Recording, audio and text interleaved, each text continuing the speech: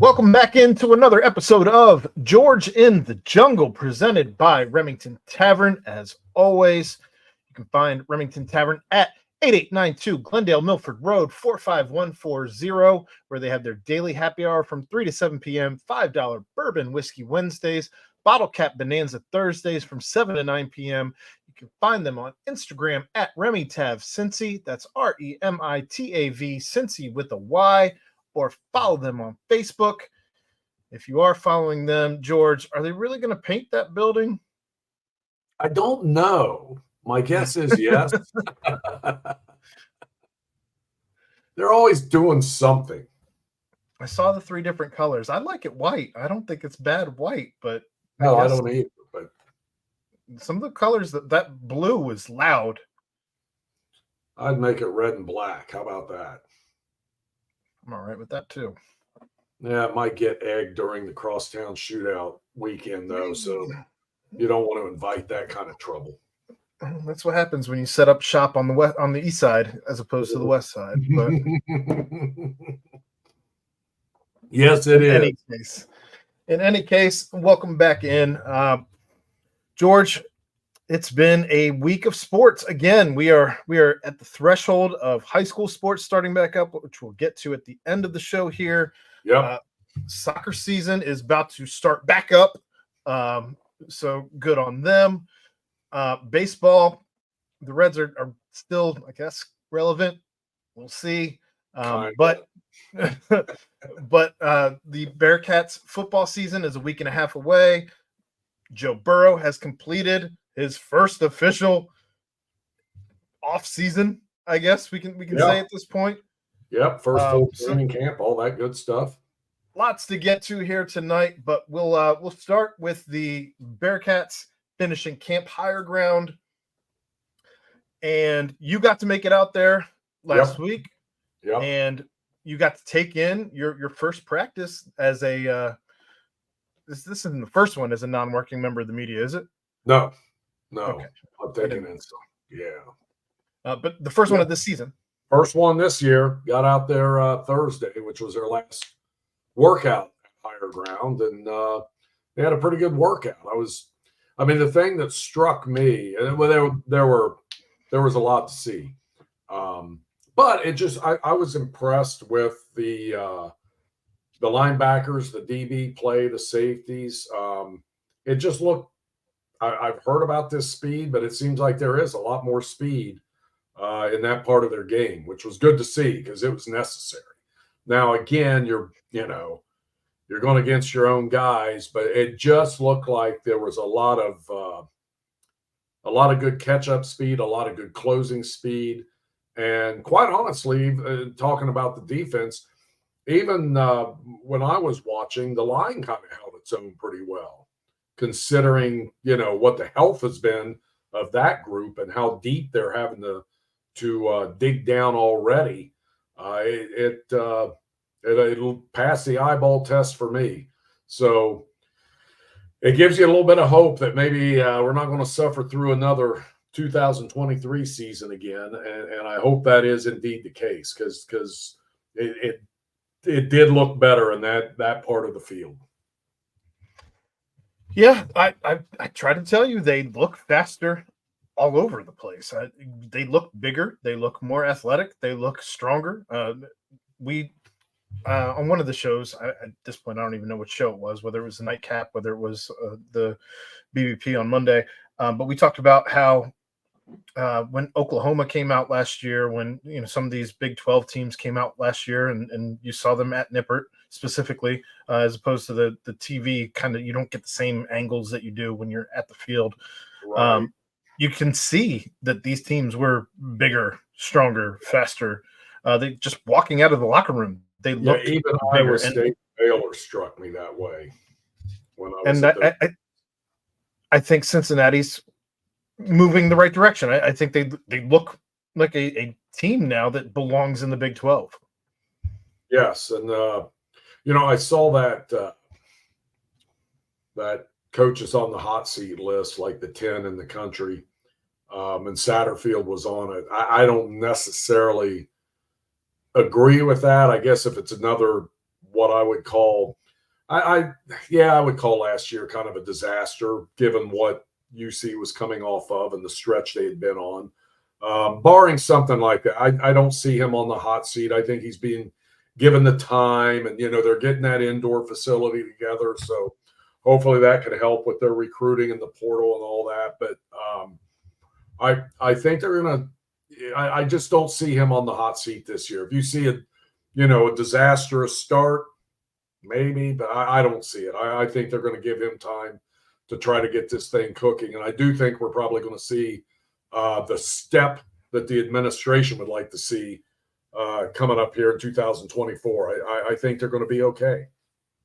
Yeah, I think I saw that same list, and I believe, if memory serves me right, his odds were 14-1 to be the first coach fired. Yeah, I don't think I just don't see it happening. I'd be shocked if anybody's footing that bill, truthfully, this early in his tenure, given the hand he was dealt, and especially looking around the landscape of Cincinnati sports. I mean, you gave David Bell as long of leash as you've given him, and I think that we're probably given, as a city, maybe we're giving some coaches a little bit longer leashes than some. Yeah, and that it's always easy to start there. I mean, that is the head guy and all that, but we know what was going on last year, and we know what they were up against, and taking a step up in class in that conference, had lost a lot of talent. The coaching staff kind of gets a late start on everything with the portal and trying to keep a recruiting class together. All that stuff's difficult. And, they had a lot of turnover this year, but I think a lot of it was positive turnover. And it was a lot of turnover that was inspired by the coaches, in telling some guys, it's probably best you move on, son, and looking for guys that fit their program and fit their culture. And I saw a lot of that out there on Thursday, that it seems like there is a lot of buy-in, and not only with the players, the staff, everybody seems to be pulling in the same direction. And, I hope it does pay off on the field. You see, and this shocks me. So last year when I was out there, and Emory Jones had a pretty good day the day I was out there. Not great by any means. In fact, I think he was nursing an injury and only played like the first half of the practice and looked the part, but it was hard to tell, again, you're going against your own guys. But I think it says something about the kid looking the part that he's in an NFL camp this year, and has gotten a little bit of a look and playing time, which shocks me, because based on what I saw in the game situations last year, I can't believe that he got a chance at that next level. But when you see a guy his size out there who can play that position, I guess they're going to take a look and see what you get out of it, because he does look the part. But I will say the quarterback play I saw Thursday again, was pretty good. It seemed like they knew what they were doing. They knew the check downs. There weren't a lot of forced passes. Saw a couple of picks, and one of them was a great play. So I feel like they're in pretty good shape coming off how rocky last year was, and how, my God, it was bad to the bitter end. And it just seems like there's a renewed push, I guess, to get this thing right. And it looks like it may be working. So I guess I'm kind of curious to see what else stood out to you as you were there. I mean, we've talked about quarterback play a little bit, and you said the defense looked faster, and that's obviously totally did. Did you get to see any of Joe Royer? Because he's been pretty much everyone's MVP. And I will say this, he was impressive that day as well. And quite honestly, the whole tight end position looked better and was fairly impressive. Mm-hmm. And Royer, man, he's a beast. He's an animal, and he's going to be a weapon for them. And then we saw it in that one scrimmage. So that stood out. I also think I was impressed. The running back depth looks legit. Like, Kiner didn't take a lot of balls Thursday. He got a few, but he hasn't been taking a lot of snaps throughout all of camp. They know what he can do, and right. they know where he's at.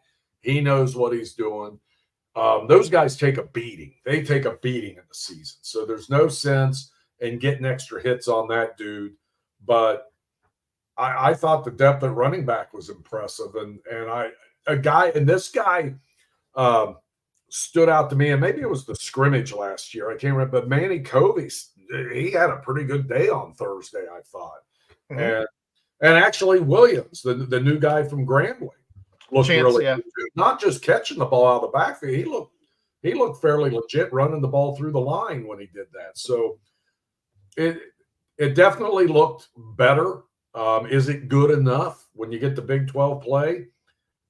I can't sit here and say that for sure, but I do believe, given the skill position at quarterback, the offensive line returning, and what I saw in the back seven of that defense, back eight of that defense.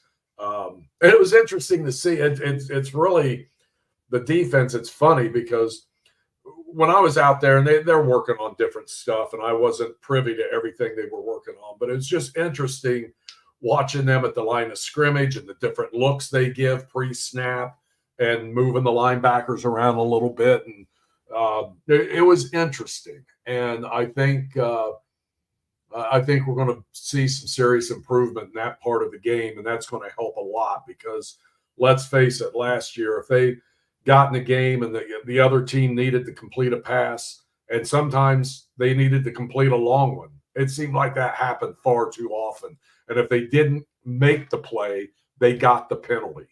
And that's what I think. Obviously, the coaching staff is coaching them up and wants to see less of that. And good Lord, it can't be as bad as it was last year in that department. And I don't think it will be. I think I saw a lot better closing speed and there were guys, my God, so many new guys, and you're sitting there with a roster with the, in numerical order. And it's like, who's this guy? Who's that guy? And my God, a lot of new guys, but I know what you mean. Fun to watch it unfold. Yeah, 47 new scholarships, I think is the number. Crazy. That's over half your scholarship guys. That's correct. So it'll be interesting. I think the more that I hear, the more that I see of the new defense, the more that I'm encouraged by what this team should be able to do. I think that an awful lot is going to hinge on what the defensive line, who's left of the defensive line, is able to do. And what the guys at linebacker, at defensive back, and who's rotating in and all that is able to do to back up the defensive line, who's just decimated right now with injuries. And obviously, the sooner that Corleone can come back in whatever capacity he can come back in is going to be vital for this team's success, especially along that line. Yeah, he's just, as far as I know, and I don't know if something's changed here, but he wasn't cleared for contact yet the day I was out there, but he was doing a lot of work on the side and getting coached up there and putting in a lot of work, and that's good to see. And I tell you, the way they were talking out there, they were fairly confident that we may see him fairly early in the season get cleared and be ready to go. Well, Coach Satterfield will have his first presser on Tuesday, at which point I imagine the very first question, if not the second, would be in regards to Corleone's health and where we're trending in that regard. So I imagine we'll have an answer, at least whatever they can give us, soon. Yeah, that'll be a big boost to that defensive line because whereas, the lines and they've had to make a couple changes because of injuries, but certainly the rest of that defense appears to be on track. And then, you flip to the other side of the ball, and there's been all this talk about the quarterbacks and Sorsby looked pretty good when I was out there. Seemed like he was in command of the offense and everything was running fairly smoothly. I'll tell you what, and Lichtenberg looked good. He made some good throws, and that Jones kid's going to be hard to keep off the field all the time, though. That freshman is he's got a rocket. Yeah, he can fire the ball. I mean, there were times I saw one go right through a dude's hand before they were doing like 7-on-7. They were just warming up and stuff, and he fires this ball, and I'm watching. I mean, it's a rocket, and it went right through the guy's hands. It almost, it's like some of those young NFL quarterbacks. They've got this live arm, and they got to learn sometimes you don't have to throw it 100 miles an hour, but if this kid needs to, he can. So that's kind of exciting too. I'm going to be interested to see how that unfolds. And I don't know how much, obviously a lot of it will depend on injuries, but I wouldn't be surprised if they work him in some way when there's a series here and there where they feel like, just change it up a little to give him a shot and also give the defense something else to think about because of his running ability, but don't sell his arm short either. That guy can throw it. Yeah, in the scrimmage, I think there was a busted play, and it was supposed to go right, and he ends up scrambling out left and ends up with 20 yards or so on a completely busted play that I don't think he was ever designed to run the ball. And that's the kind of ability that he offers you up when he's in the game. Yeah, those are things you can't coach. You can't, they just happen. Those improvised plays like that when you have a guy who can do that. And I think Sorsby can do some of that as well. But, sure, he seems like he's a pretty darn good runner as well. So, yeah, it was exciting. It was just great to see football again.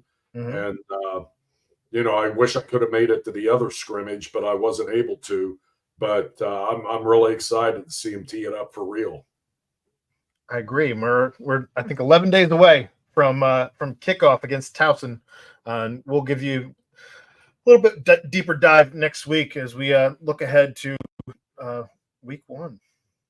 Yeah, we'll learn a little bit more about this team in the next week as far as, where the playing time's going to go and who's going to be doing what. And I do, it's funny because, and they talked about this out there as well, you get kind of hung up on who the starters are and stuff. But I think they're getting comfortable with some of that depth where you will see a lot of rotations.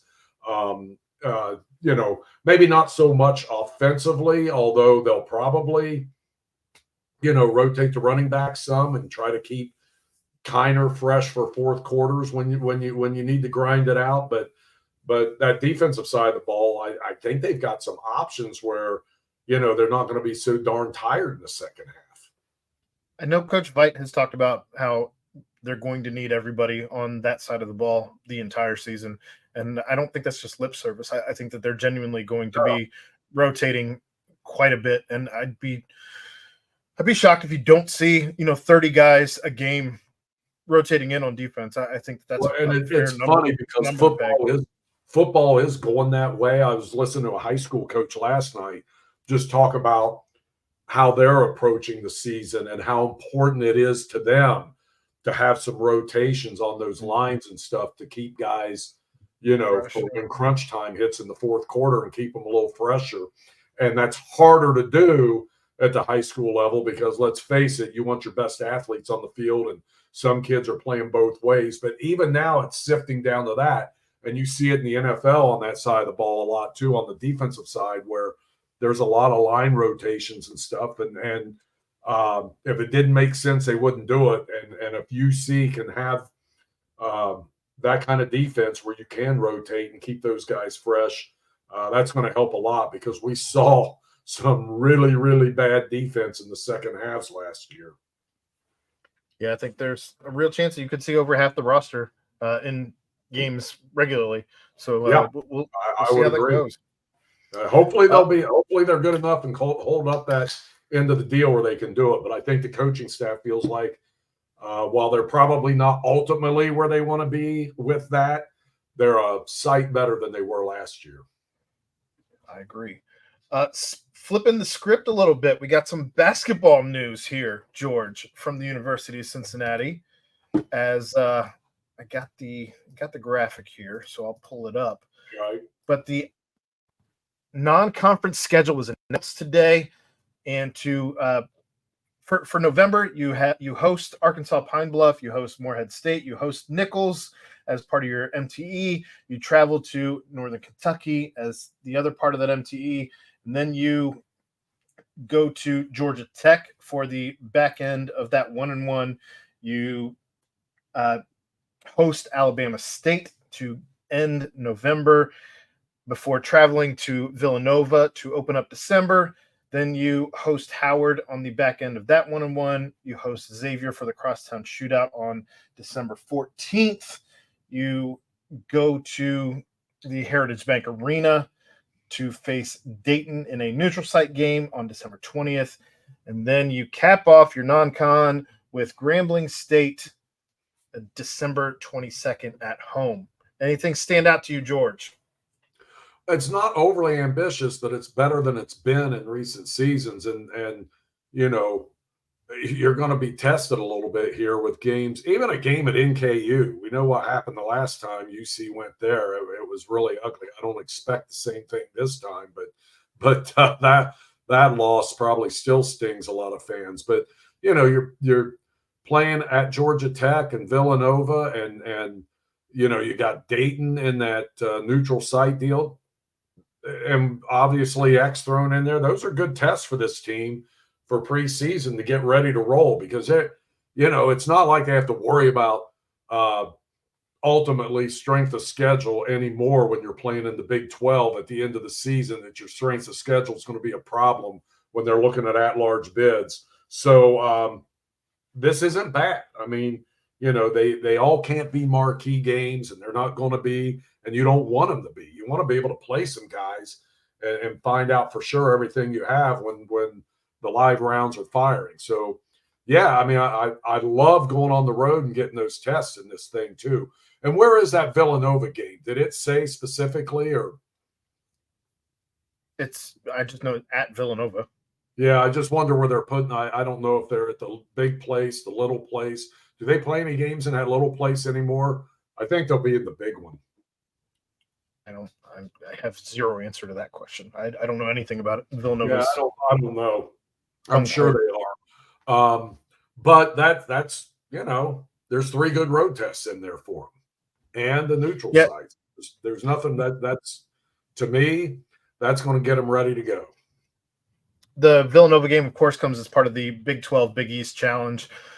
So this will be the last season, I believe, that they're doing that. And then, to your point, you do have 20 games of conference play.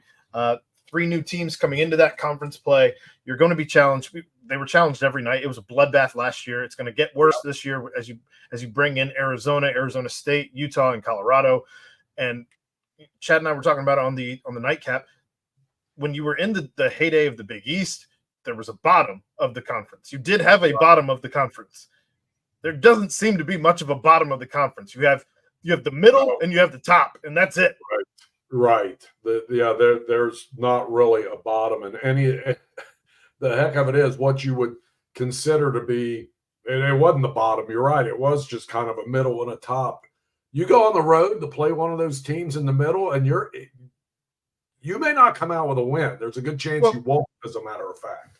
The teams that were at the bottom were, an Oklahoma State or West Virginia or UCF. Where I don't know that you have a bottom when you're talking about teams like that, because UCF while they had a dreadful defense, they had a fantastic, well, maybe it was a dreadful offense. Their defense was better. Offense would show up at times. West Virginia, they couldn't get out of their own way at times, but Cincinnati goes to West Virginia and loses a game. So Oklahoma State, they were just young, and they're replacing an awful lot of talent that left via the portal. So it's going to be, the portal has completely changed a lot of things in regards to how quickly you can rebuild. You also don't know what you're getting into as you're looking around the conference, who's playing together and how the team's going to mesh as you're looking ahead to this conference schedule. But it's going to be good because all of these guys were ranked at the top of their class, at the top of the portal class. I know I called it a bloodbath, but what's another word that Armageddon? I don't know how else it's going to be bad. It's a difficult slog for any team in that conference. It really is. And I love it that way. I really do. Sure.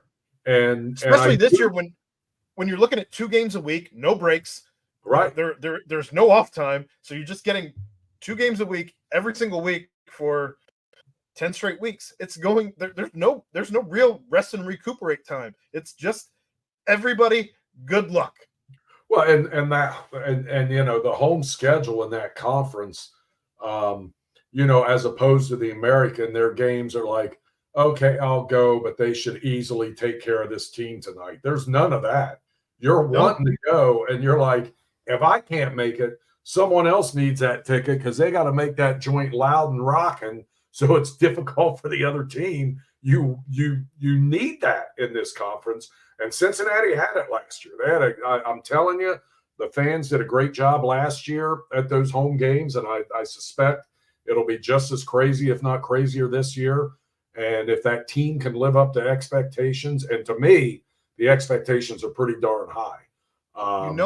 You know it's good when the red sweater crowd is even into it down in that lower bowl, and you know who I'm talking about.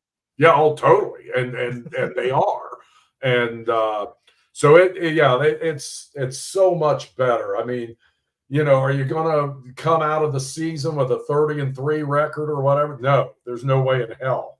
But your team's going to get tested. You're going to be better, and you're going to see a damn good game every night. And pretty much, you know, there were a couple of duds, but it wasn't too bad. After that home schedule last year in conference, I felt like I got my bang for the buck when it came to entertainment value, night in and night out. I mean, it seemed like every game was coming down to the final 2 minutes and could go either way, and it was so much fun. And I suspect we're going to see a lot of that again this year. Yeah, season tickets started at $350 a seat, and especially on a year that it includes the crosstown shootout, I don't know how there's a better bang for your buck anywhere in town. No, it was great entertainment value last year, no doubt about it. It was awesome. Well, switching gears then a little bit here as we get out of the University of Cincinnati and look at the Cincinnati Bengals, who went to Chicago for some practice last week. Yeah. And then they played an early game on Saturday, 1:00. And I don't know if I've ever seen like a Saturday afternoon preseason game. I was going to say it was a weird thing to watch football at 1:00 on a Saturday, NFL football at 1:00 on a Saturday. It did feel weird. I don't know why they did that. I never heard a reason. I know they got the DNC in town this week or something, but that didn't really start till yesterday, and people were arriving Sunday. You'd think they could have done a Saturday evening game. I don't know what that was all about, but I'm just glad. I know the players aren't glad, but I'm glad it was overcast and all that and somewhat rainy and not, 94 and sunny and muggy. I mean, I'm sure the players were glad with that. Yeah, absolutely. Yeah, that's but kind of I day will one. say, that game and the way it played out, and look, the coaches get value out of that. But my God, I'm glad I didn't pay for a ticket to go see that thing. It was seriously. Logan Woodside started at quarterback. I mean, come on. I was going to say you saw. If you're a Bears fan, you were excited because you got to see your starters on both sides of the ball. Really, correct. Against a load of Cincinnati backups. But I will say I was interested that first half seeing those backups and some of those dudes and some of those rookies playing and that part was okay. But then once it started getting out of hand, it's like, all right, it's too bad. I mean, they can't do it. They should have just called that after 3 quarters. It was a hard watch. I'll be completely honest. It was certainly a hard watch. I did hate watch it for this show, but it was rough. Caleb Williams looked like a quarterback you can get excited about. He did have some great throws. He did have one to Tyler Scott, a former Cincinnati Bearcat who recently got his degree. Yeah. So a couple weeks ago now. But I don't know that it was an actual pass interference that was called. I think he got lucky on that play.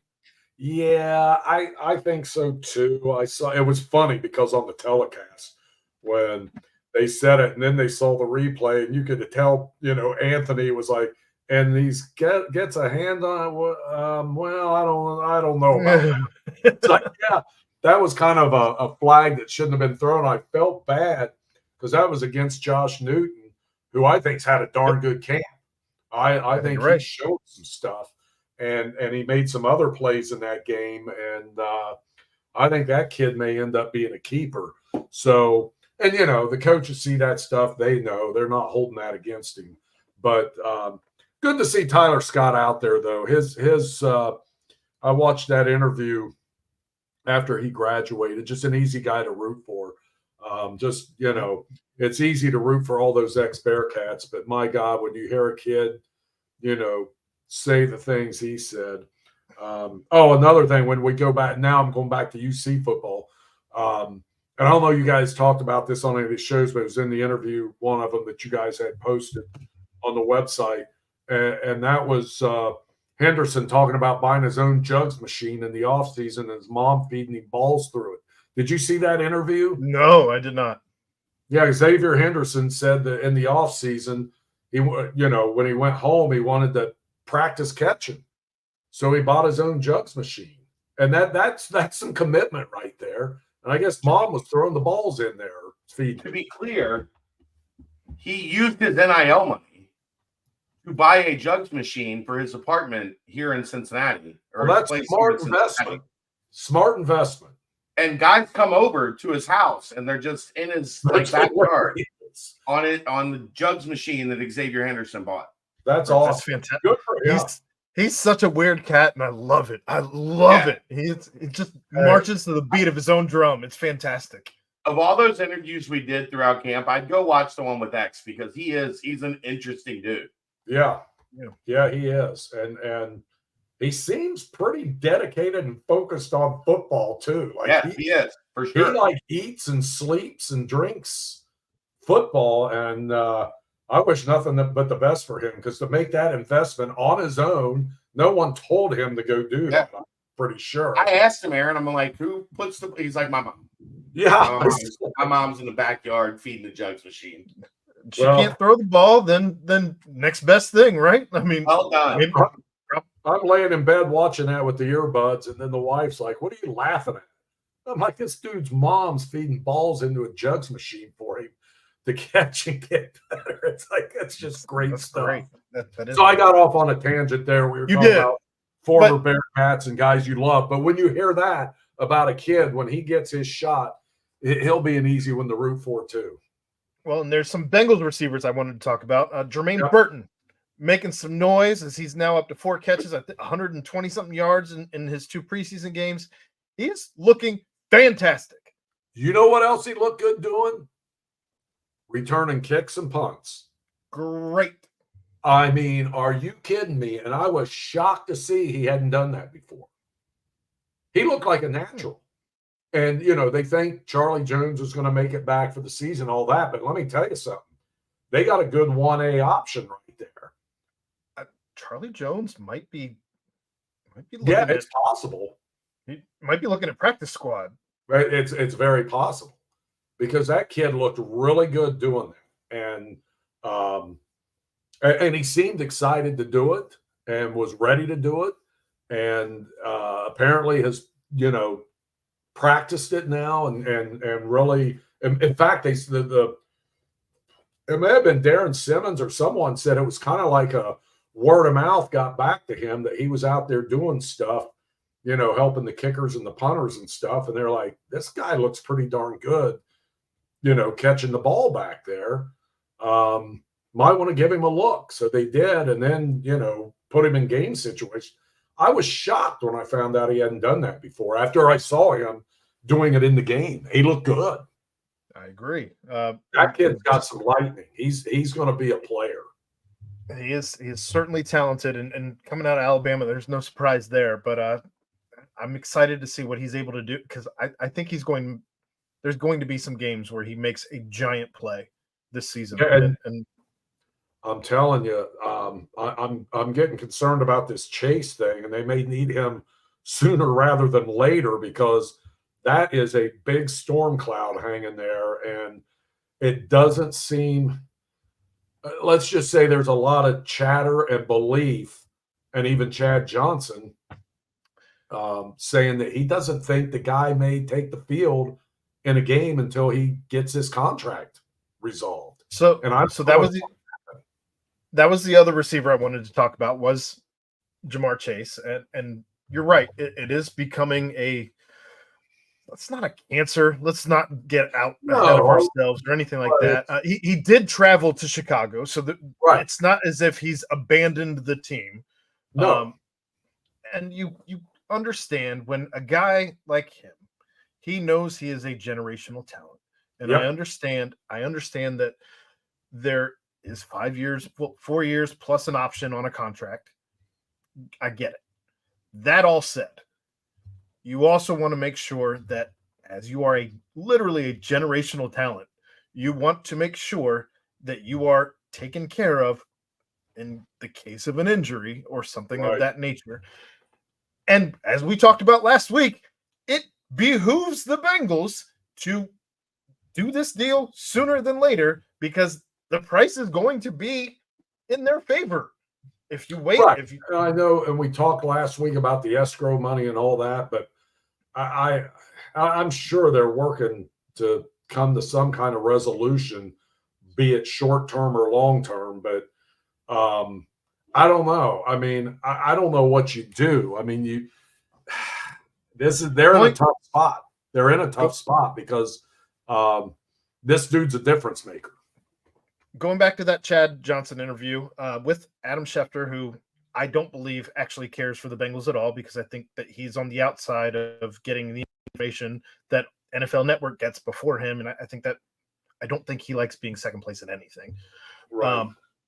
But in that same interview, Chad Johnson did go on to say that he'd be surprised. Like, he also said that he thinks they're going to try and get something done this week. So yeah, it's times like this. I miss living downtown, a block or two away from the stadium, where I guess that it's been glowing green this week, or at least last night. And they do things like this. Let's not kid ourselves, where they send signs out if you're paying attention. And I don't know that wasn't a sign.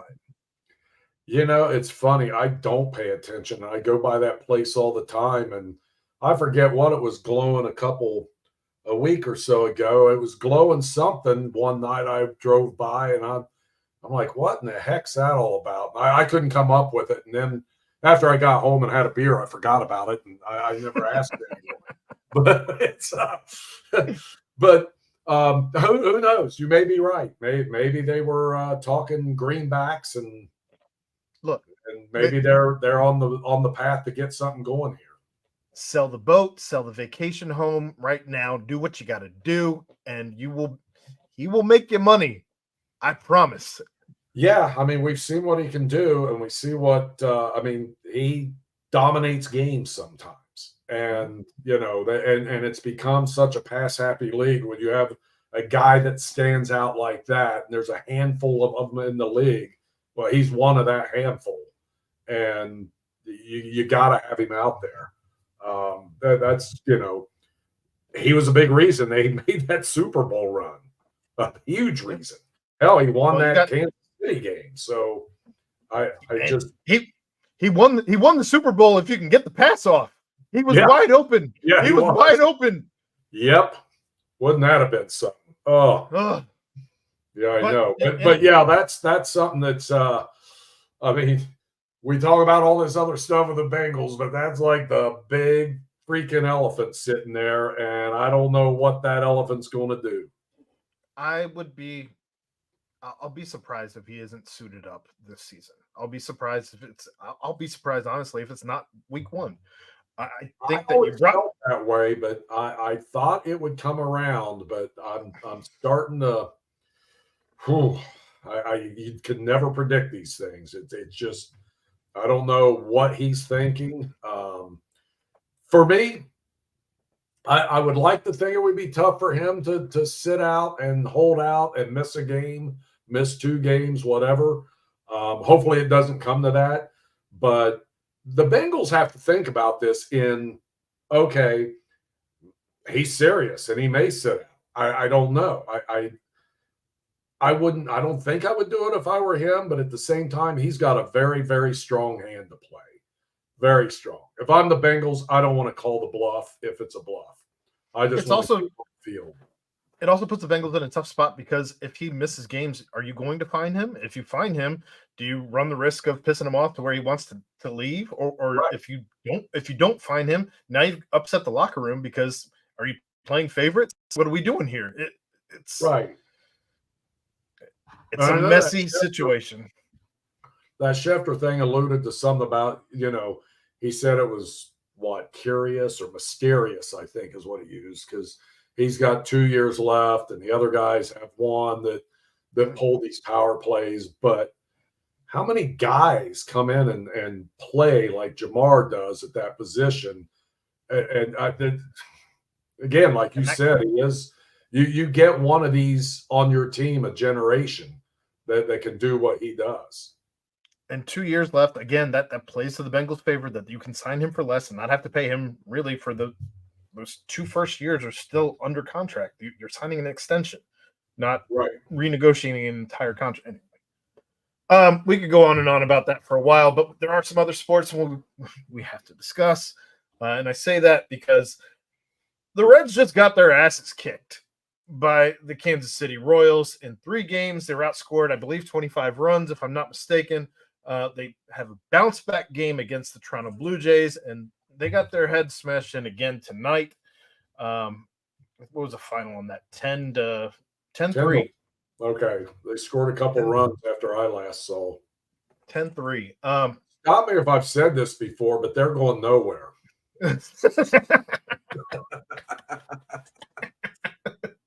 I don't know what they're doing. And I think that when you get this deep into the season, this is when you find out that they did not do enough. When you have no depth, I'm sure the front office was excited about picking up off waivers Ahmed Rosario from the LA Dodgers, who comes in batting .305, which is automatically the highest batting average in the organization, I believe. You might be able to go all the way down to single A and not find anybody batting higher than .305. I'm not sure at this point. But I guess we're excited about Ahmed Rosario. I don't know. But what the hell are they doing? I don't know. Like, why are you so over this past week, it's been a little frustrating that you're running Marte out there every night, and Espinal's been on a streak he's been on now for a little while. And I would be playing him over Marte any day of the week right now. I mean, look, you got to put out guys who are performing. And while that hasn't been all of the problem, it has been a problem. And they're getting nothing out of Marte right now of substance. And I don't know if it's because he's not doing the PEDs now or he just never really hit his stride this year. He's traditionally in the minors and throughout has been – and he's young. He's only 22, I think. I'm not saying give up on him and kick him to the curb, but when you're in – you come off a sweep of the Cardinals – and things are trending in the right direction, then you just lay an egg against the Royals. And then on top of that, Lodolo's been dealing with a blister. And then, oh, my God, Hunter Green, who's been pitching lights out, made the All-Star game. He's on the DL with a sore elbow. And I don't know what. He's had Tommy John before. He had it his first year with the organization. And you hope it's not going down that road again.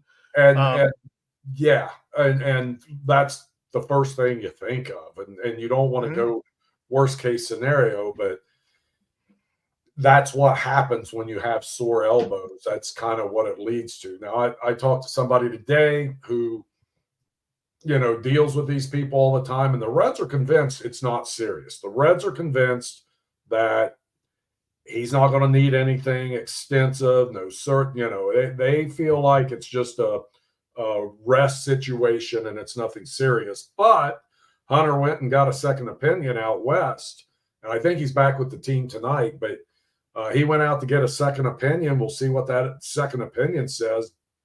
But as far as the Reds are concerned here and now, he's going to be out of the mix for a little bit. George, Lodolo's been dealing with that blister. Spires has been awful lately. Like his last 6 starts, he's had maybe one decent one and another one that was okay, and 3 or 4 disasters, including tonight. So, what do you do? You're talking about a stretch run to try to make the playoffs, and you're 5.5, more than that now, at least 6 back probably in the wild card or somewhere in there. It's just, there's no hope for me. I don't see playoffs. Exactly. Playoffs. Thank you. We're just trying to win a game. Yes, and they're not doing it very well. You were also 1 game under 500 for a day, and that's gone by the wayside as well, as they're back under 4 games under 500 now. I don't blame Hunter Green, by the way. You're saying the quiet part out loud. Everyone on this team at this point should be going to get a second opinion for every injury. Absolutely. You've done nothing to buy the confidence of these players by keeping the current staff in place and hoping that they trust your guys. Why? You have lost all trust of that entire locker room. I don't understand why you would do anything with that. That's exactly why Hunter Green did that. Sure. He's your ace. Absolutely. Right. They should have paid for him to go get that second opinion. And whether he wanted to do it or not, I guarantee his agent said, "You're getting a second opinion, bud." Now, he probably wanted to anyway, but I'm just saying that, these agents don't just let these players blow their arms out because an organization that has shown it's been a rough go for the medical staff in diagnosing things correctly. So there's no confidence. And if I'm an agent, I'm making my guy get a second opinion. I also wanted to bring up something, I don't know if you saw it or not, that Barry Larkin said this past week since we last talked, when he more or less said that the city deserves more than complacency, and that essentially David Bell is complacency, and that you have gotten used to mediocrity from these Cincinnati Reds, essentially from the booth, calling out the organization, calling out David Bell, calling out the coaching staff, calling out the entirety of the team, really. And it lit a fire under some people, because Larkin's name has been kicked around since he retired, really, as a future coach of this team. He's been connected with the team, obviously, through the broadcast booth for years now. And is this something that you see him jockeying for position, or is this just him frustrated with an organization that he loves? What are your thoughts on? Yeah, I think he's very frustrated with an organization he loves, and he's doing every home game on television, and so he sees it. He talks with those players. All those players, respect him. They know he's a Hall of Famer. Whether or not, let's face it, Barry's got it made. It would be up to him, and I don't know how he feels about this anymore. I don't. If he would be wanting to do that grind, because think about it. It's a lot. Jump in February, and you ain't getting out till October at the earliest. And it's every single day your waking hours are spent on that team and dealing with stuff. And the trap, I don't know if he wants to jump back into that. If he does, God bless him. And if his heart's into it like that. But I do think he really does enjoy being around those players and talking to those younger kids and doing what he can to help. So whether or not he was jockeying for that, I do know, or I do feel strongly, he's frustrated like everybody else, and now he's seeing it more than he did before. He jumped back in the TV booth a few years back, and he's had enough, and I get it. You're muted, Chad. Did you hear the whole thing, George? I did not. My favorite part of it, Aaron, was when he was like, look, we have gotten into a place with this organization where 500 is success. 500 is not success. 500 is Mediocrity. the baseline expectation. We are a 500 baseball team. And he talked about how, like, you know, when he came in, like, Eric Davis held him accountable. Right. And was like, get your shit together. Lou Piniella.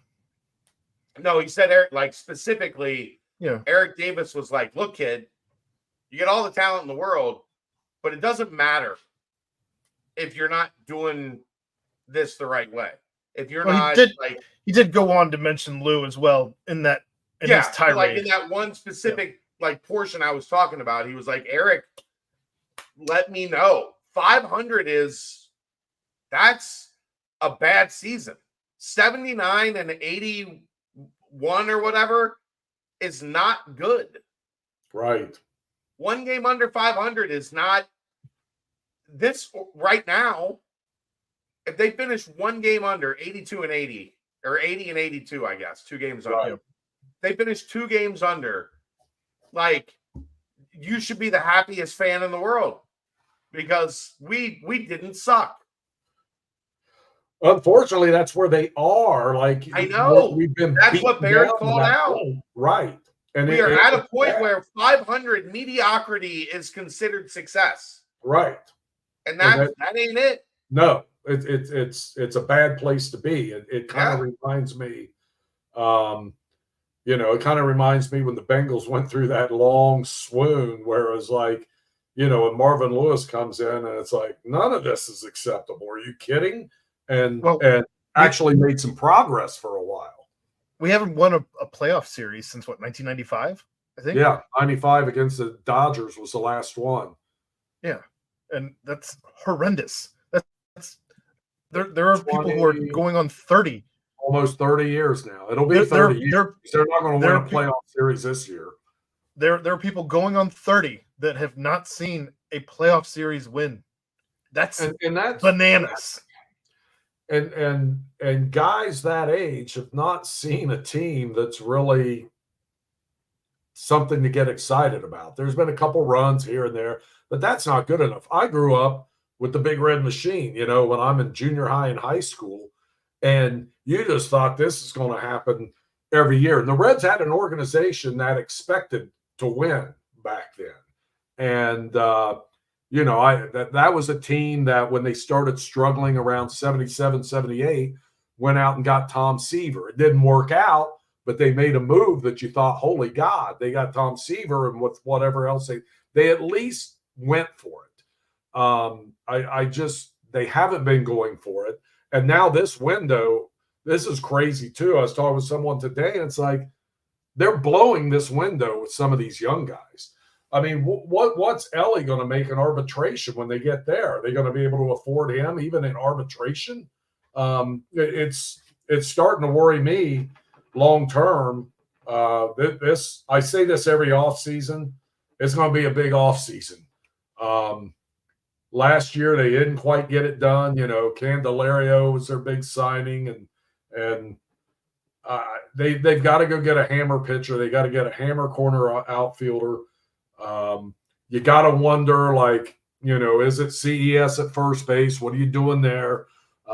They've got to take advantage of where they are with these young players, and they haven't done it. And if you got to throw a couple big contracts out there, easy for me to say, but they got to go get some players, some winners. I shouldn't even say players. I should say winners.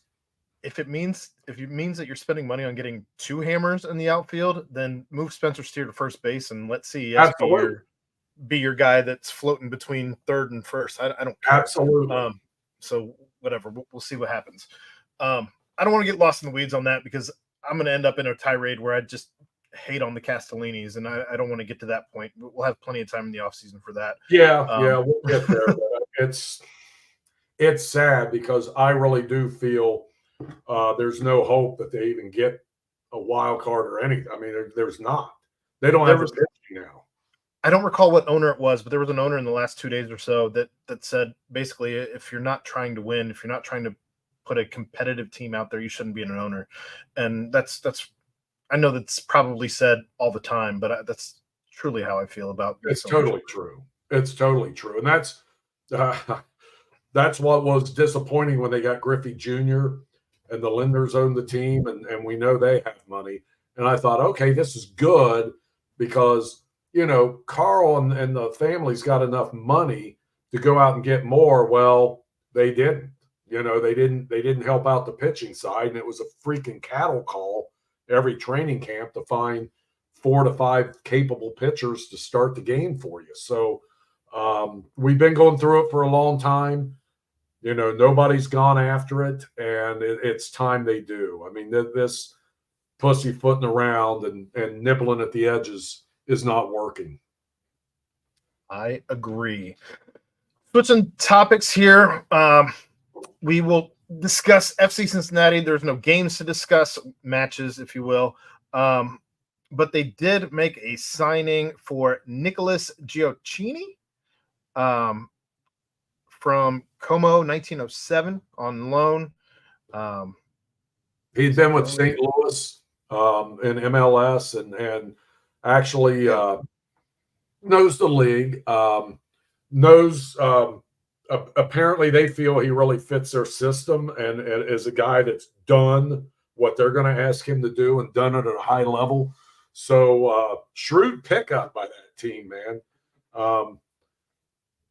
That's funny. The Linders are deeply involved in that, and it's not the same amount of money and bucks you have to throw out in MLS like you would Major League Baseball, but they don't sit on their hands with this team.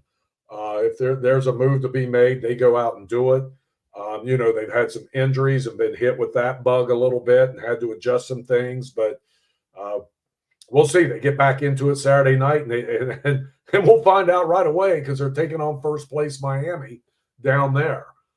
So that'll be a hell of a test and a good way to jump back in. And my God, a win would be fantastic if they could pull that off down there. So we'll see what happens there. Of course, everyone's going to be rooting for FC Cincinnati to get back on track because going into the break, it wasn't great. Well, if they could find a way to do it and win a championship, I'd be celebrating downtown. That would be fun to do that again after 30-some years. That's and I don't want to diss the Cyclones because they had a couple championships in there, but it's not the same as a major league sport. Get the plate, get the cup, win some footy ball. Let's go. There we go, baby. I'm all in. Last thing we want to talk about before we get out of here. High school season's upon us. You got any stuff for us, George? I'll tell you what. Do I have stuff? Week 1 is unbelievable in Ohio high school football, and Kentucky's got some games as well. But this deal in Ohio is ridiculous. So there's a group, and Chad knows these guys well, the Tri-State football guys, and they team up with my old guys over at WLWT and put out a poll every week.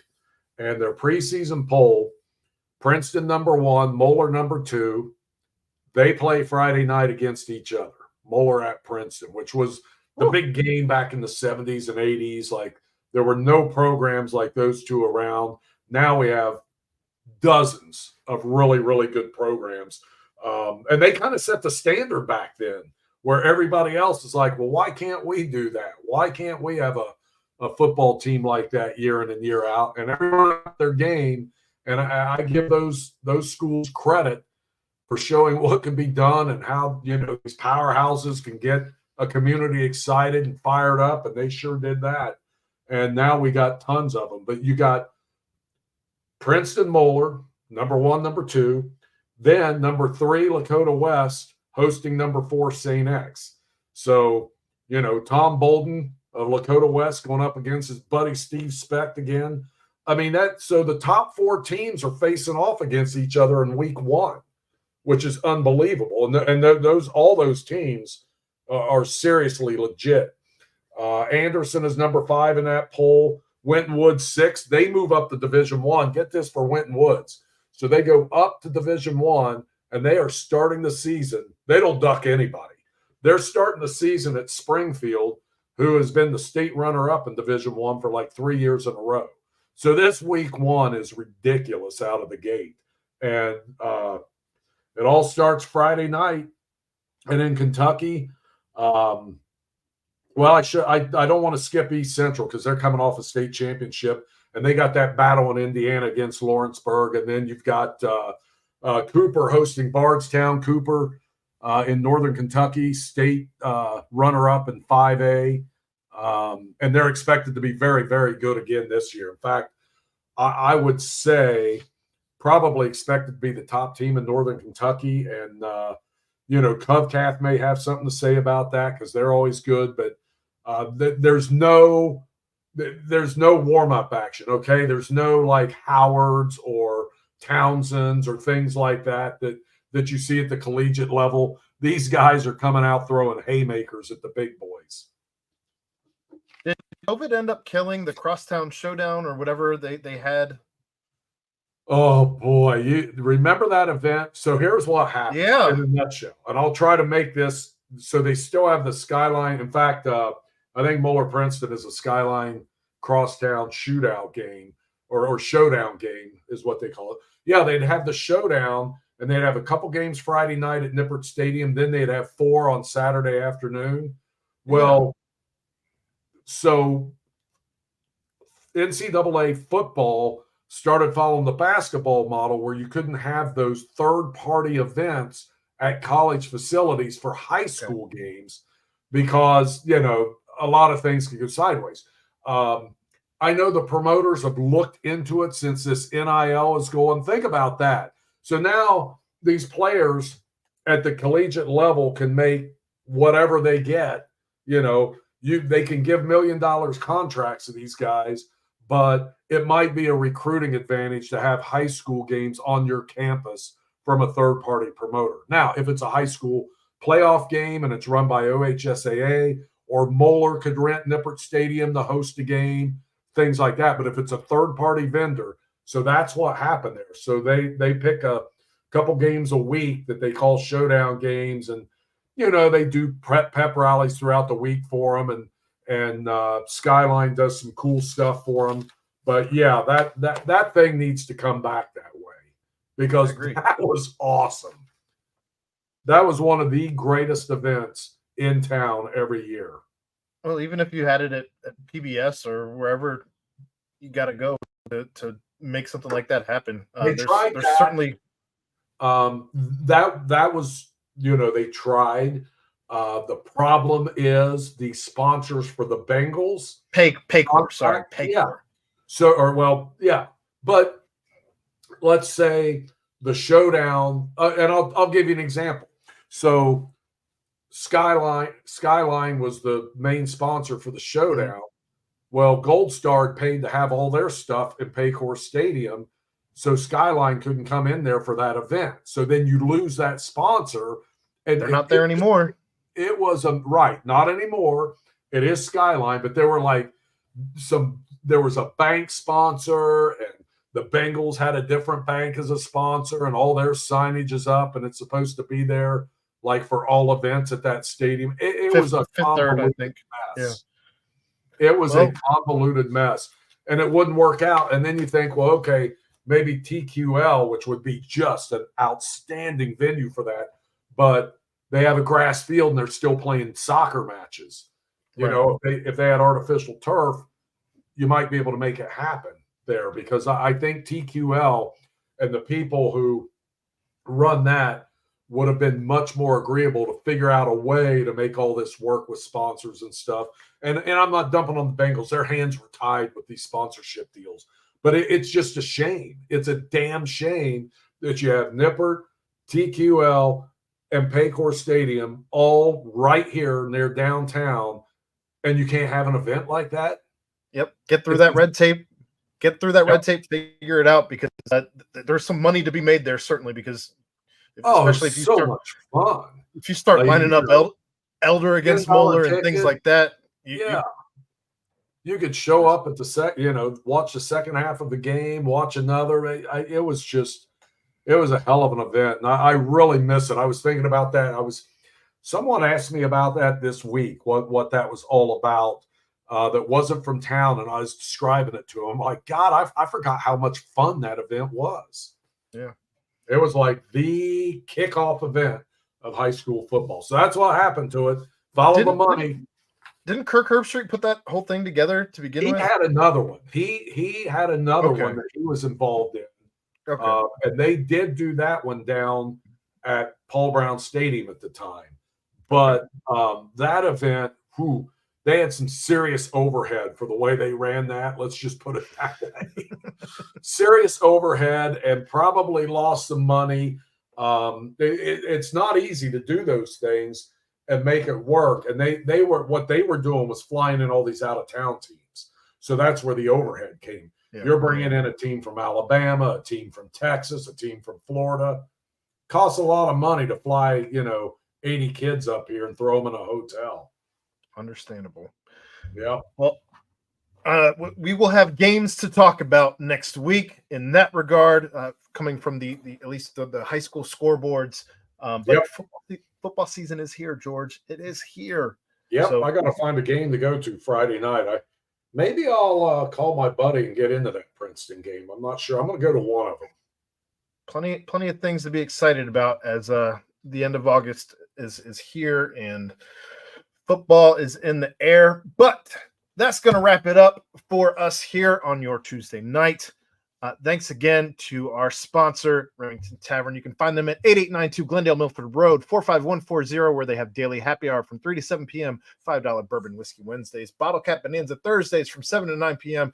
You can find them on Instagram at RemyTavCincy or follow them on Facebook. But for George Vogel, I'm Aaron Smith. We'll be back here next week on Tuesday doing the same thing we do every Tuesday for you, talking your Cincinnati sports. But until then, we'll see you.